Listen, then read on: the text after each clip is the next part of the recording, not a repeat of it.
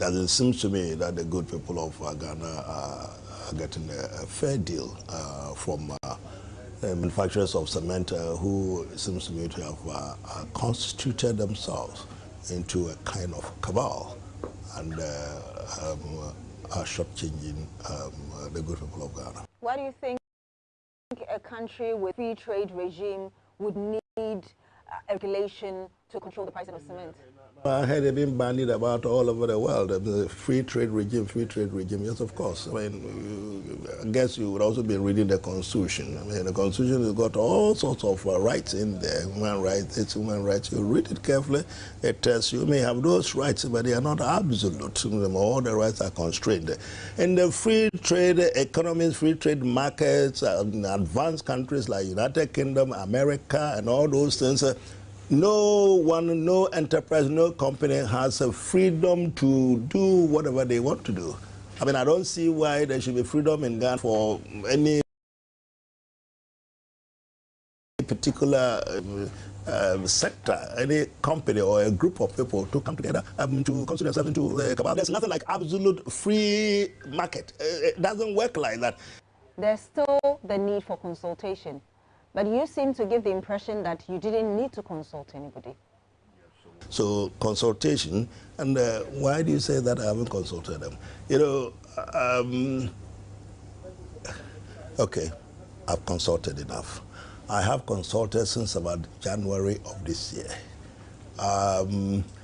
Dr.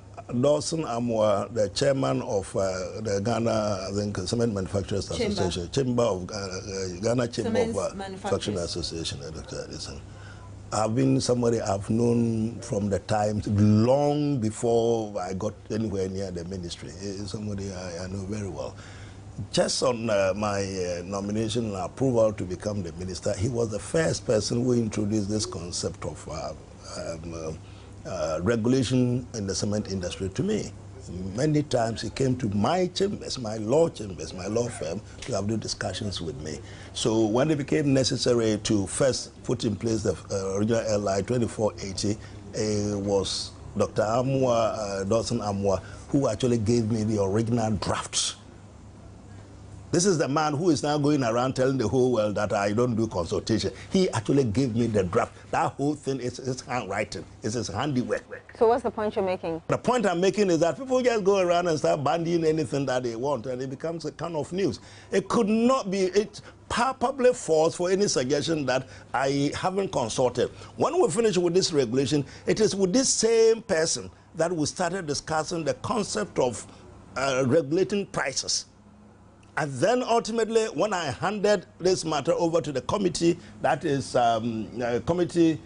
established under the LI that I've just told you about, he became a member of the committee by virtue of he's been the president of the group, the chamber that you talk about. And so I put him in charge together with the chairman of the committee to make sure that this sanitization of the prices that I've talked about becomes a reality. That is Dr. Dawson Amwa. He consistently has been at the forefront of all the attempts. It's surprising you say that because I'm going pretty annoying me. That's the point I'm making.